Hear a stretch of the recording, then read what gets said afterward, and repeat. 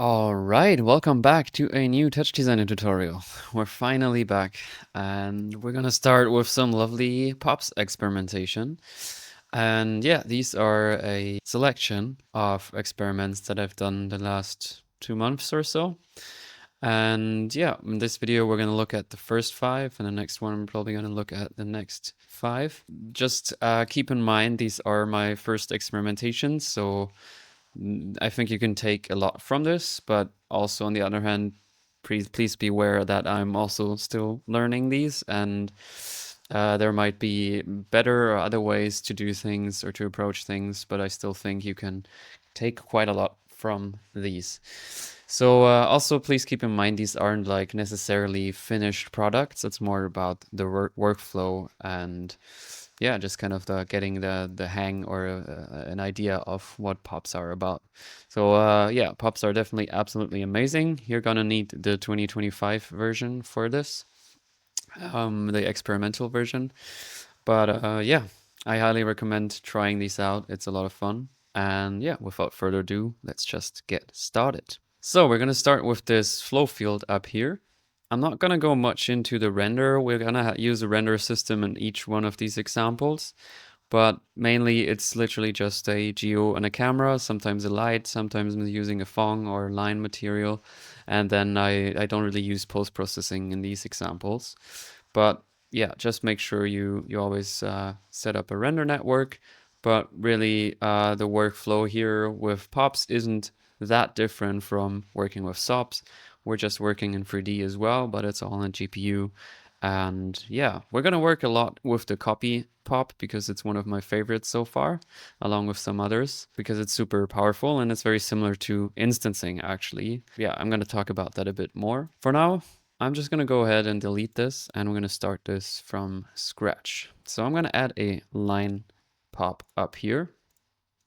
This is gonna be the cap. So you might be wondering how I'm gonna build a 3D cap with a line, and I'm gonna show you that in a second. So for now, I'm just gonna go ahead and turn this down to 0, this one to 1, and then we can leave this as it is right now.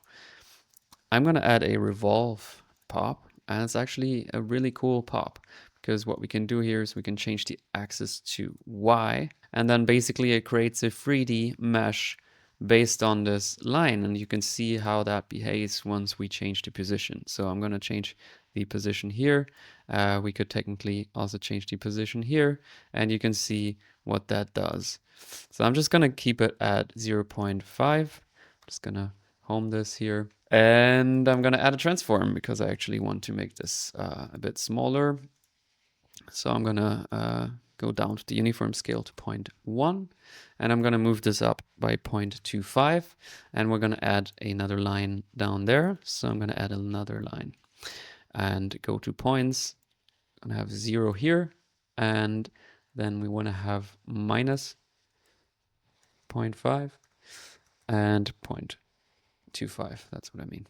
And then we're going to add a merge and just add these together like this. So now we have a little mushroom arrow here, which I think looks kind of nice. Actually, it looks really boring, but we can use it and make it look nice. All right, so it actually automatically connected to my geo now. But yeah, that's what it looks like right now. I'm actually gonna transform it down even further. So we have a really small arrow like that. And it looks like that because, or it looked like this, because as I said, I'm using a line material. My line, I've got full alpha actually.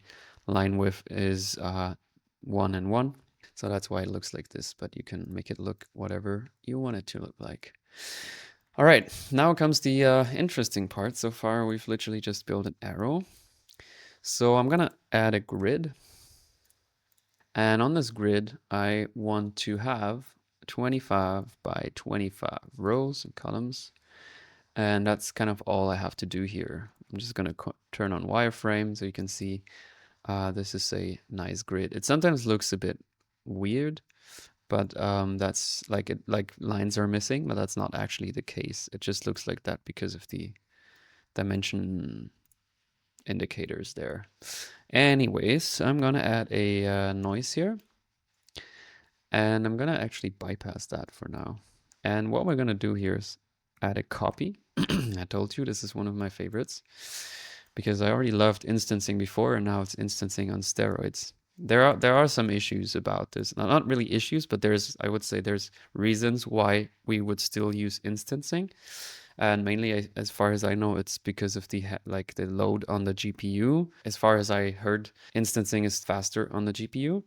But the thing is, with the copy pop, we can do many instances, which might be a bad choice of the word, but we can have one copy setup and then another copy setup and then another. And with instancing, the problem is once you do instancing, you can only render it and you can't do another instance of that instancing on top. So that's the really cool thing. We're going to actually use that later on. Anyways, I'm going to put that in here. And now you can see we're instantly copying these 625 times. That looks kind of boring though, so let's make this more interesting. Oh, actually add a neighbor, not a noise. So neighbor is also an interesting pop though. So I'm gonna add a noise. What it's gonna do now is, as you can see, it's actually, we can see why it's doing that, output attribute scope. It actually changes P, which is the position. So that's why you can see the noise is actually affecting the X, Y, Z position. And then we're copying based on that. Actually, I don't want to do that. But in this case, what I want to do is I want to change the rotation. So instead of P, what I'm going to put in here is rotate. And now first off, it looks like, well, I just went back to not using a noise. That's because we're not actually using this attribute right now. So what we can do is we can go to our copy, go to template, and you can see this is very similar to instancing actually. You can use the same kind of attributes. You can use position, as we just did before, where you can use rotation, scaling, and pivot.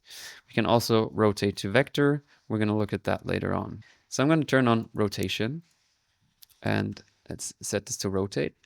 And now you can see the arrow went away. So it can actually read rotation, but the thing is, it's so it's such a small amount of rotation that we can't see it. So what I'm going to add here is a rearrange pop. And what we want to select here is our rotate attribute.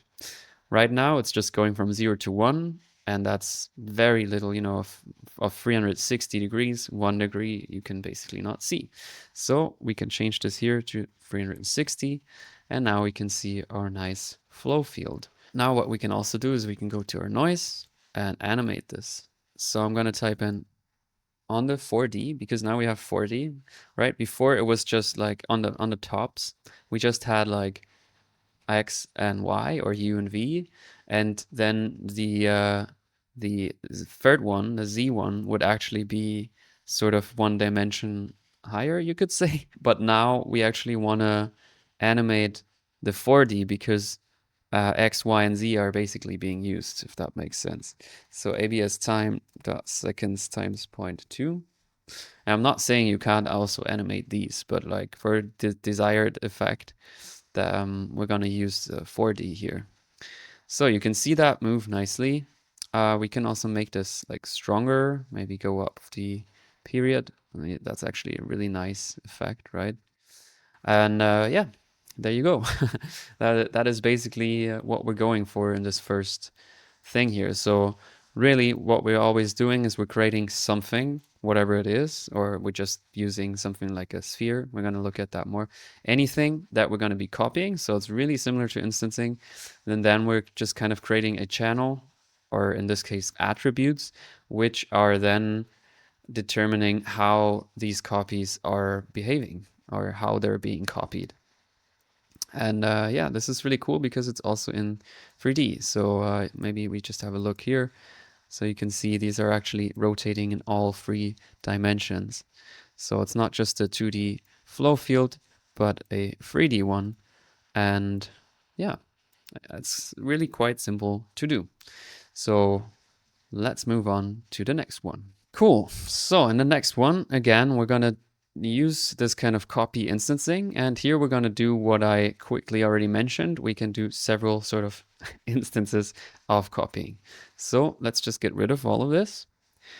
what I'm doing here is actually I'm using a light and a Phong, but maybe we can have a quick look at that later again. What's mainly important here is the pop network.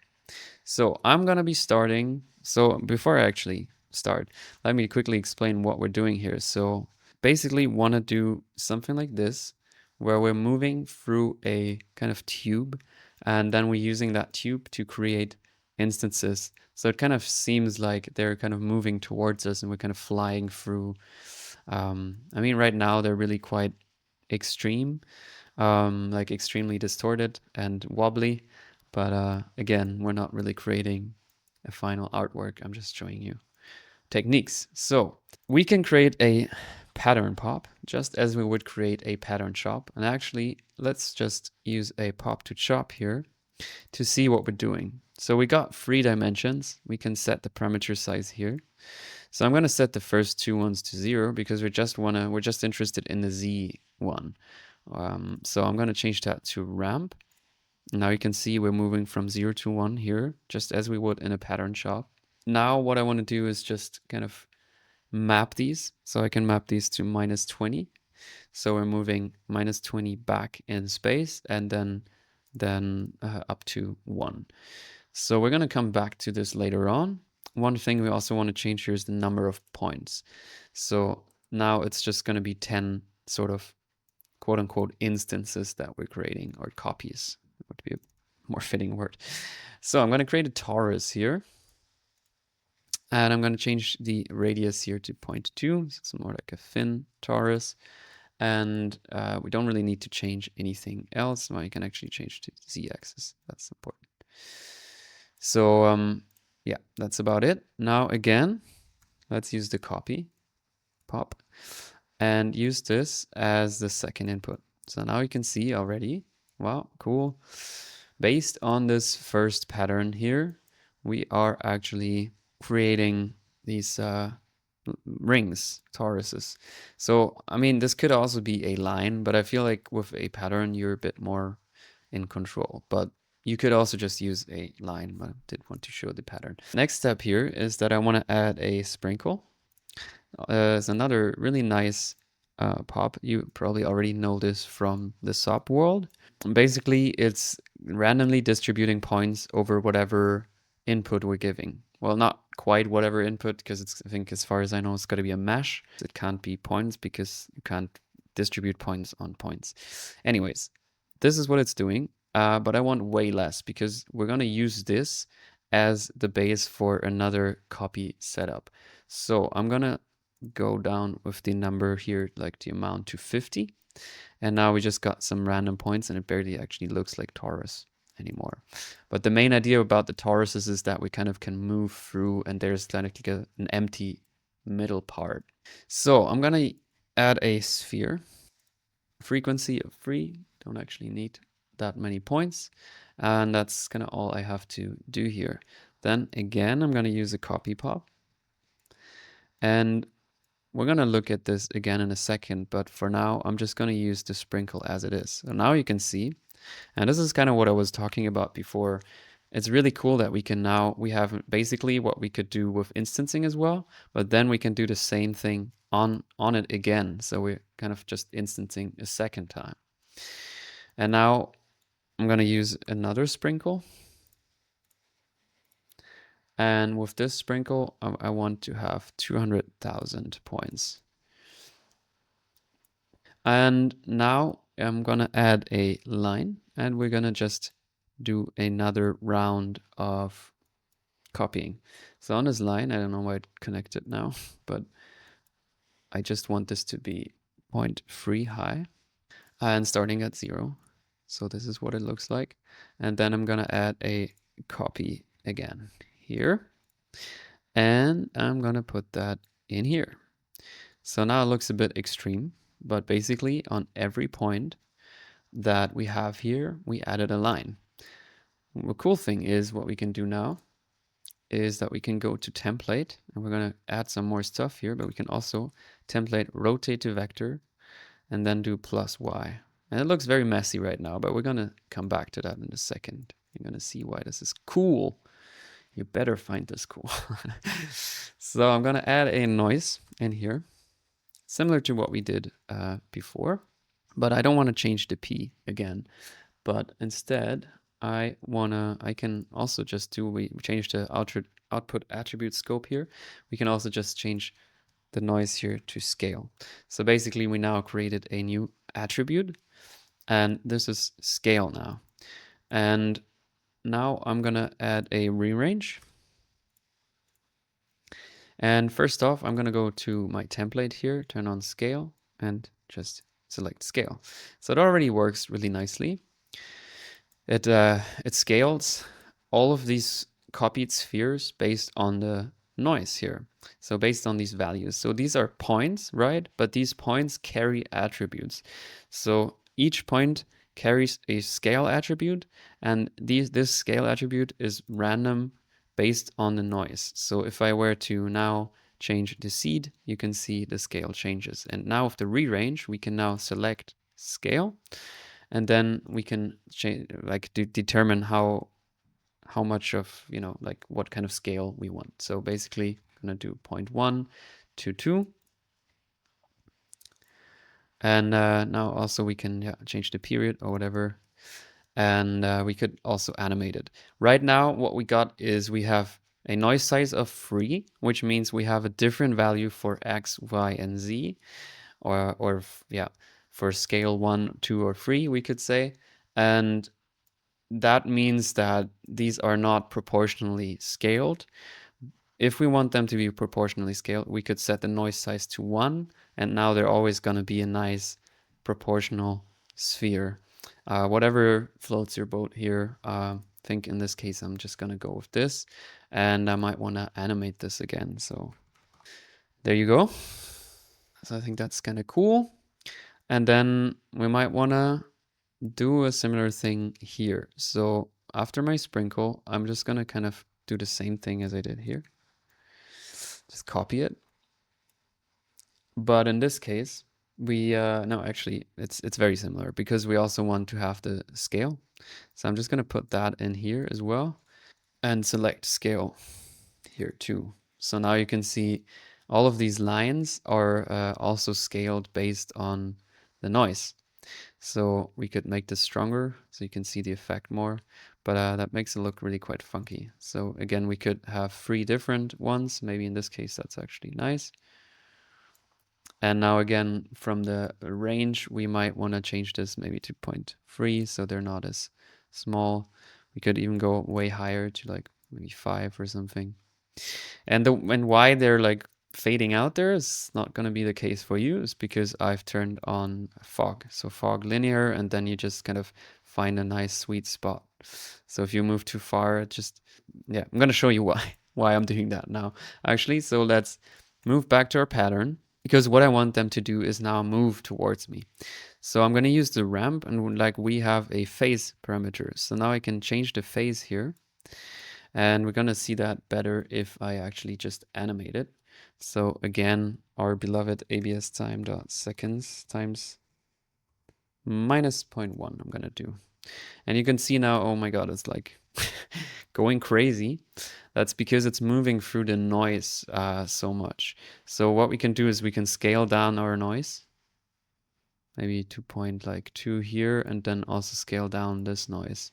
So that's a way that I found that works kind of well. And maybe you might also want to go down with the harmonics, same here. And then we have a much smoother animation. Let's actually maybe, this is why I'm like, if I'm going up like this, you can see they just pop into existence. So that's why I have this like fog. So it just kind of fade more, like coming from this black thing back there. So yeah, you could also use like a line, and then you wouldn't need a light.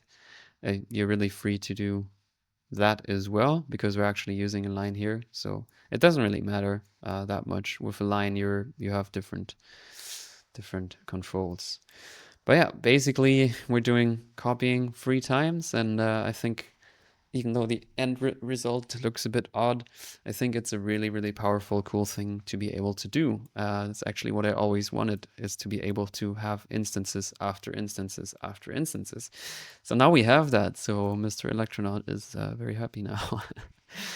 All right, cool. So let's move on to the third one. Alrighty. So the third one is actually probably the most simple one, but I think it looks pretty cool. It looks like a kind of like a processing sketch. So in this case, we're going to use proximity, which is one of my favorite pops, apart from the copy pop and particles and stuff. So what we're going to do here is, again, start with a line. And just to show you, we have a line here. Actually, I don't need this light. We have a line material set up here, and with near and far set to 1, and you can play around with the alpha if you have turned blending on. So much to that. On my line here, I am going to change the positions again. So I want to move this to the left a bit. So I'm going to change this to -0.5, and then this also to -0.5. So it moves like up, and then again -0.5, and then 0.5. So again, I'm going to use the copy. And I'm going to change the number of copies to 4. So I don't always need a second input, right? We can just copy it like this. And I'm going to change the rotation here to 90. And that basically creates this rectangle. So I'm going to show you why I'm not just using a rectangle in a second. So what I'm going to do now is use a proximity, as I just already said. And first it looks really weird. And we're going to look at a really nice other effect of this in a minute, like in the next example. And we can just go up with the maximum distance, and you can already see that looks actually really cool. So something like that looks really sick, I think. So what's happening here? Well, the proximity, what that does is, based on these values, on this distance here, is it connects points with other points by just drawing a line from point A to point B. And with the max lines per point, we can determine how many lines can actually be added to a point. And yeah, we're going to make use of that. But this is already a really nice way, I think, to make cool generative art. So you could already print this on a t-shirt or something. For example, on the copy now, we could also like maybe scale it up or scale it down. So with every iteration now, you can see here, we're kind of, or you could also create more. And you could, I don't know, we could go down with the minimum distance. So like when they're closer to each other, they also get connected. So yeah, you can really like have a lot of fun with this. But for now, I'm just going to leave it as it is. And you can see we also have a second input, and that's actually what we're going to be using. That's the really interesting part here, is because we can connect basically two different inputs with each other. So we're going to just add a point here, and I'm going to create 3 points. And now I'm going to just put this into the second input, and now you can see they're all being connected, like each one of these. And basically you can see, okay, why, maybe you're wondering why there's so many like lines here. That's because if you go to the line here in divisions, it's by default set to 20. So we can go down with this or up, right? So this is already, this could be a nice audio reactive sketch already. So why is it just connecting to the center? Well, these points are all at 0, 0, 0. So yeah, I'm going to just move up like away one of them. And then I'm going to move the other one also like away from here and then up. So now you can see only some connect, which is kind of strange. So maybe you want to go down with the minimum distance, and we can also go up like higher than 1 with the maximum distance. So I'm just going to set this to 4. So now it would be nice to have these moving, right? So I'm going to use an LFO chop to do that. And I'm just going to go down with the frequency to 0.2. And then I'm just going to copy and paste this, and then just change the phase to 0.25. Let's select both and reset so they're nicely synced. And then I'm just going to add 2 nulls to this. All right, so I'm going to use the first one to change the X position of 0.1 and X position of 0.2. And this one I'm just going to use to change the Y position of 0.2. So now it's making a circle because these are nicely aligned with the phase. I think it looks really cool. We can also go up with the alpha to really get that, or maybe not with the alpha, but maybe with the width. So we get that really nice, I don't know what that effect is called, but I think it looks really cool if they kind of align on top of each other. Align, you get line because it's lines.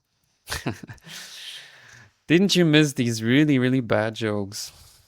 Um, yeah, so this is super simple, and obviously this second input can be anything, this first input can be anything, and we're going to look at more of a Plexus effect in another example. But yeah, that's what I wanted to show you for now. Just one small thing here. We can just, let's just add another line. And on this line, I'm just gonna set this to 0 and this to -1. And then again, I'm gonna use a copy. And I'm gonna use a circle here. And on this circle, I'm gonna change divisions to 20. And I'm gonna change the normal direction to radial. And now I can put that in here, go to template, rotate to vector, and then just change this to +y. And then we really nicely, wait, maybe we have to rotate this slightly. Yeah, just rotate it very slightly so it's not on 0 here. Well, and then we get this nice radial circle. We might want to make that a bit smaller, maybe like 0.5. And then we can use this instead as a first input here. And then we get something like that, which I think also looks cool.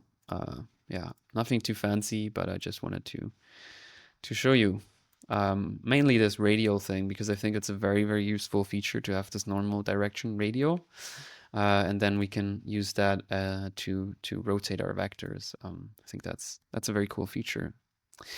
All right, so that's it for this very simple example. Let's move on to the next one. So in the next one, we are gonna create this nice kind of a Jellyrampfish. We all love a good Jellyrampfish, right? What we're doing here is we're gonna use textures to manipulate points in 3D and their behavior. So I'm gonna show you another one of my favorite pops. It's actually quite a few.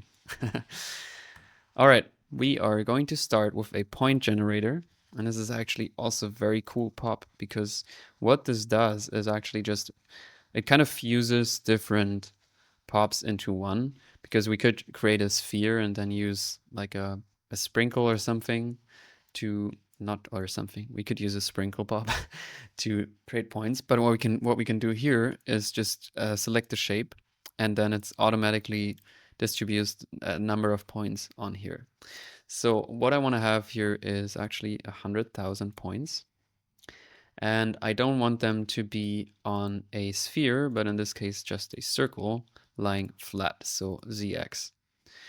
So this is what it does. And yeah, with just one little pop, we can create this, which is, I think, very cool. I'm going to add a texture map, and we're going to look at that again in a second. Actually, let me bypass it for now.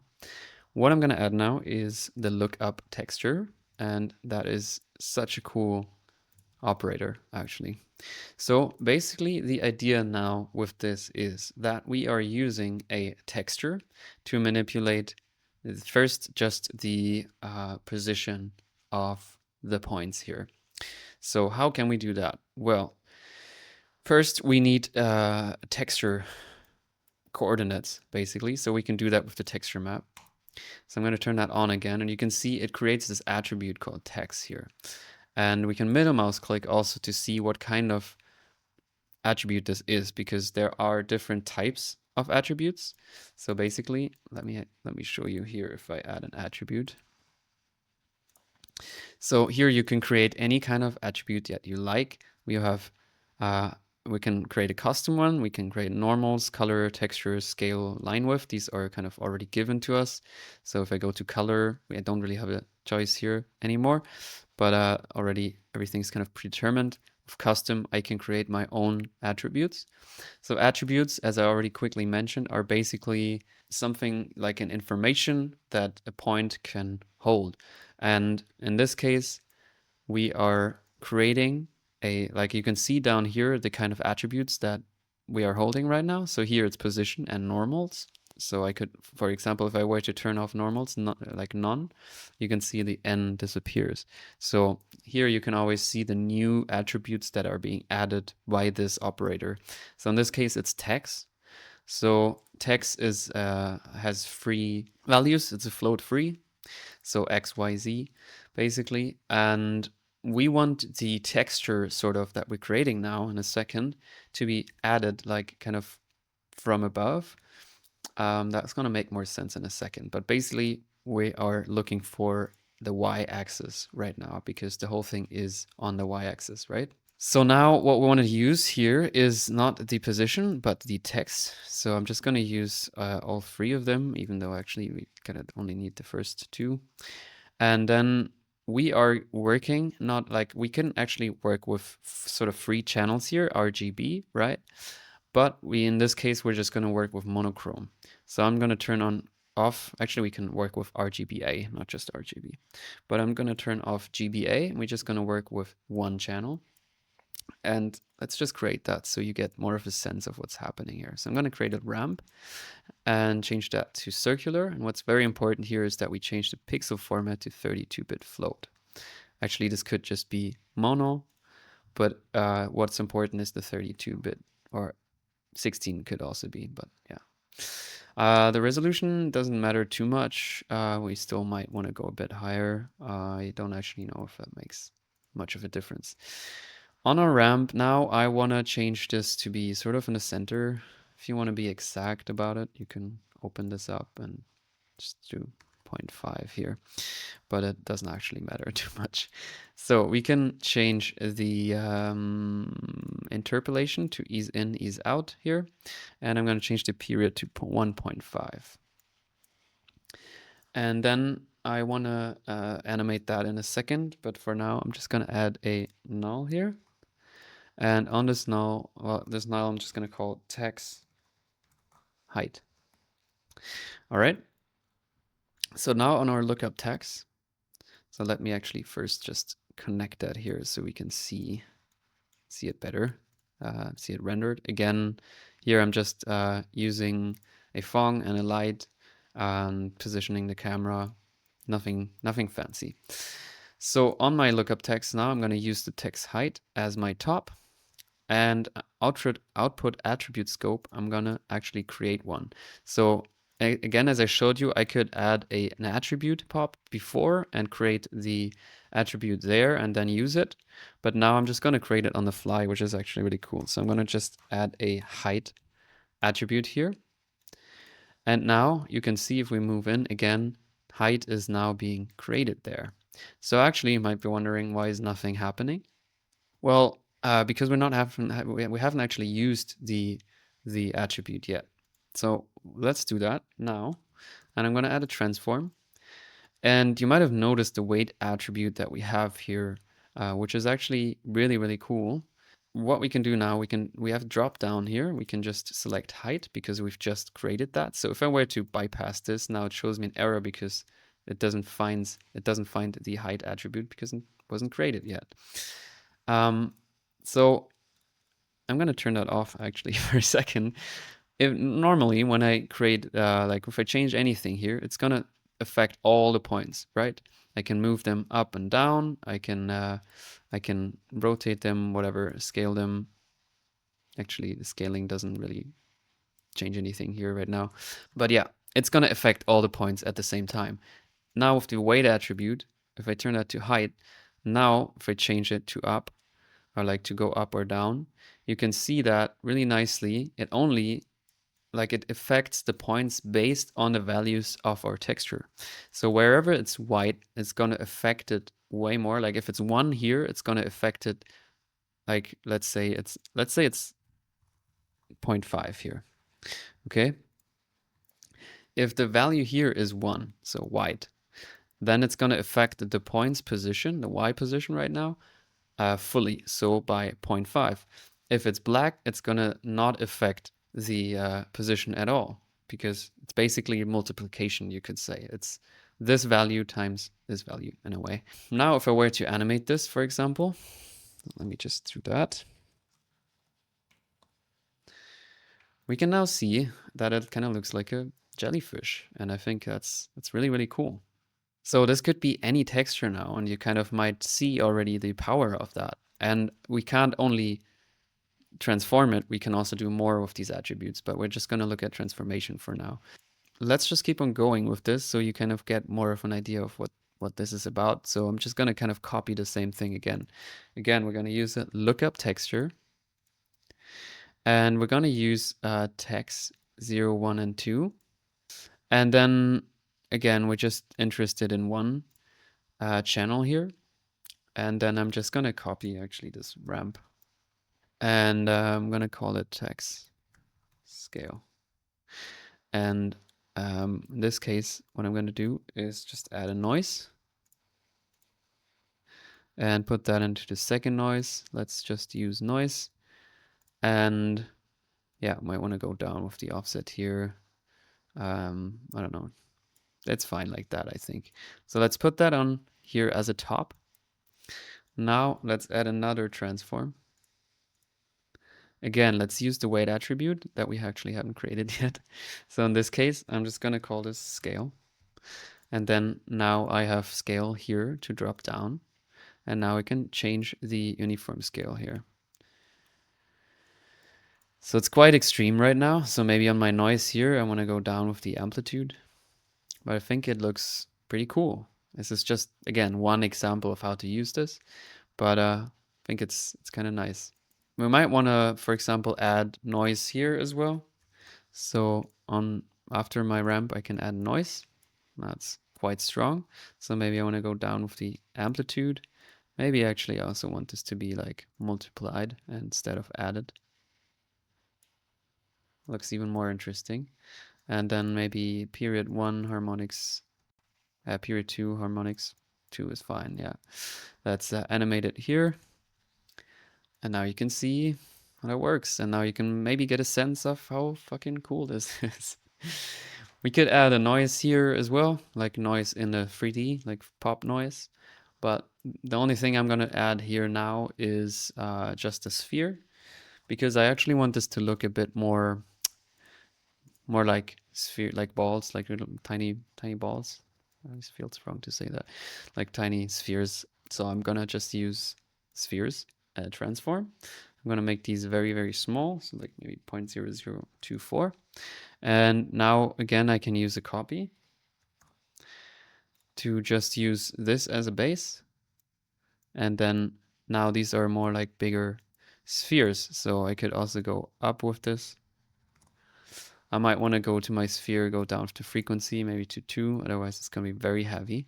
I think that looks very cool. You probably don't have a shadow yet, so basically just on my light, I positioned the light like coming from the side. Can come from anywhere. And then just turn on hard shadows in this case, or you can also use soft shadows. I think hard looks nice in this example. I'm going to go down again to 0.0024. And yeah, there you go. So again, this could be anything.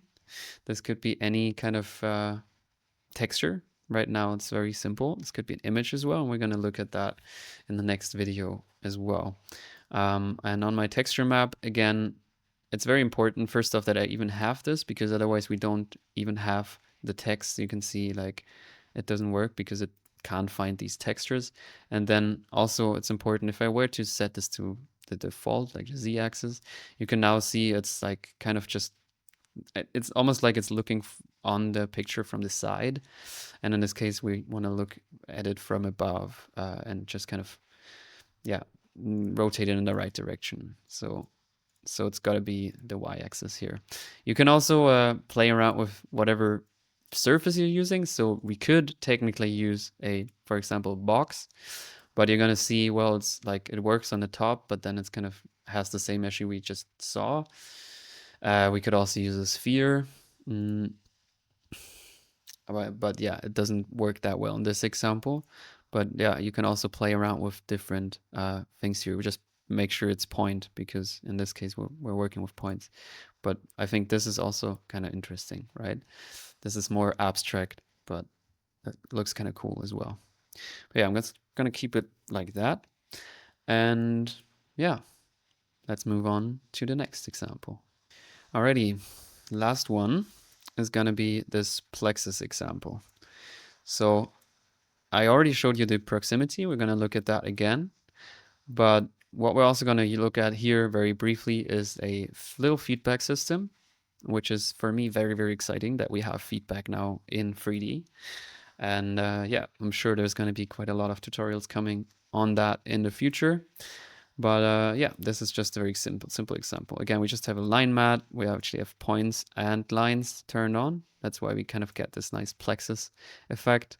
No light. And yeah, I'm gonna just delete everything here. And we are going to start with, again, a point generator. And I'm just gonna use a box here, and we just want very few points, so like 30. And again, I think it's just so nice that this is so fast to do now. If I wanted something like this in the past, it would have taken like way longer. Let's add a noise to this. And for now, I want this noise just to change the position. So I'm just gonna translate again 4D and maybe make it stronger just so we can really nicely see the effect. All right, so first off, what I wanted to show you again is the proximity. And I'm gonna just connect that to my geo. So it looks kind of weird at first, but if I go up with the maximum distance, you can see kind of what this is about. So maybe let me just quickly go up the size here. And yeah, might also want to go up with the distance even further. So you can already see like this is a really cool Plexus effect just with 3 or technically even just 2, right? If we wanted to move more interestingly, that's why we're using a noise for that. But technically, we just need point generators and a proximity to connect points with lines. And then we need this little render setup with lines and points turned on and some transparency. But yeah, it's so simple. I love it. And yeah, this could obviously be way more points, right?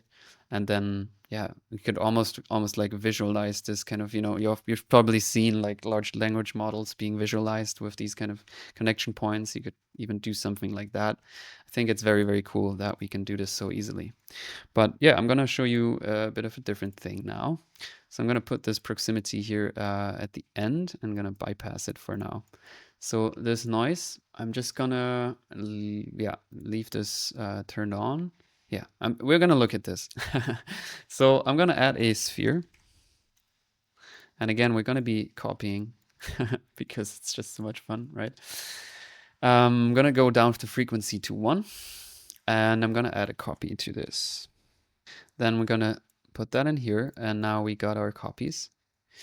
So now I want to add another noise, because the first one is actually responsible for changing the position, and the second one now is going to be responsible for changing the scale again. So I'm just going to again put that in here. Then we are going to add another rearrange as we did before. So this is really kind of what this video is about, to kind of give you like a workflow. And again, I don't know if this is the perfect workflow yet, but it's definitely working. So I'm gonna change this to like 0.1 and 1, and we also want to change the scale here. That's important. And on my template, again, I'm gonna turn on scale, use scale, and this is what it looks like now. Actually, in this case, I might wanna just have one noise size, so they're all like kind of the same. I might want to increase the amplitude. Actually, no, not the amplitude, but let me just change the scale here. It's smarter. And yeah, it's moving a bit too fast. First off, we want to change the absTime.seconds here.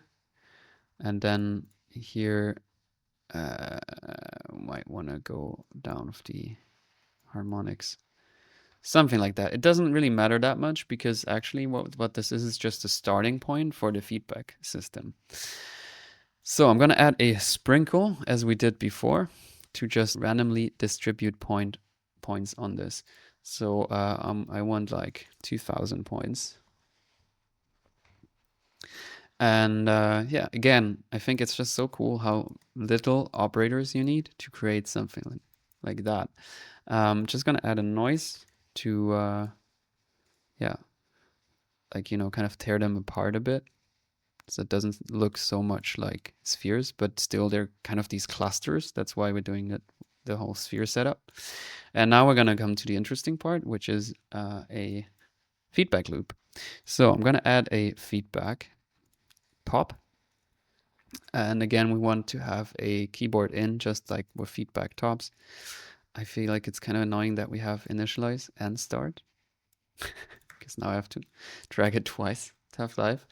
We want to have a transform in here. We want to have limit in here, and that's really the crucial part in this example. And then we always want to have a null at the end, where we define the end of the network. So I'm just going to call this FP end, and then put that in here. So now you can see actually, well, you can see it rotating. That's because I animated the rotation in the geo. Again, ABS time frame in this case. And you saw like, okay, this was animated before. Why is it not animated? Well, it's because it's a closed feedback system and it doesn't actually take in the animation. But every time I reset it, it basically starts at a new spot. Now the cool thing we can do here is that we can move it down. So if I move it down like this, first off, I have to drag this back on here. You can see, if this wasn't so strong, like it's gonna be moving down like forever, basically. That's what we have a limit for. And in this case, you could technically set this to free, and then you can control like each dimension limit individually. But in this case, I just want to have the same for all of them. And that is actually looping them. And I want to loop them on value -3 and 3. So basically what's happening now, when they go down and hit -3, they're gonna start at +3 again at the exact same position. So if I were to like also move them to the side now, it's on the X axis, you can see it does the same kind of thing, right? It's quite fast right now. It's kind of hard to see. Actually, maybe I want to have more points, maybe like 5,000. It's a bit better to see. And then again, I can use this proximity, and that looks really, really cool, actually. It looks, for some reason, it looks cooler than in my example before. I'm not sure why, but I'm happy that is the case. But yeah, you kind of got this endless structure, and you could technically add like a very soft noise in here if you liked. So if you're gonna, it's gonna be crazy for first, right? It's like too strong in the beginning, but you can do like very slight noise, and then it's gonna slightly change the structure over time. Maybe that's too slight. But yeah, just to get you into the idea.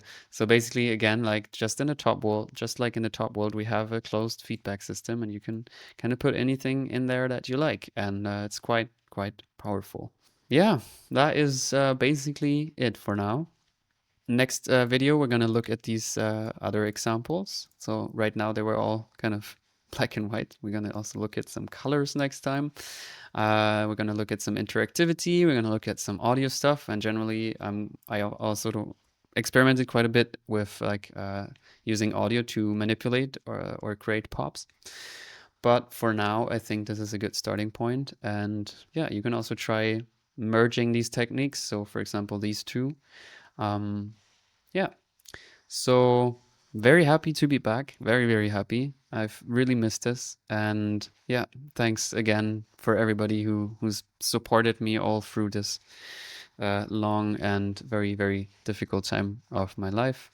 For those who don't know, I was sick with long COVID for like 3 years, Well, yeah, now I'm back and I'm exploring pops and yeah, just getting back into Touch Designer. It's a long journey, but yeah, thanks so much for watching and I'm excited to see you on the next video very soon. Have a good one.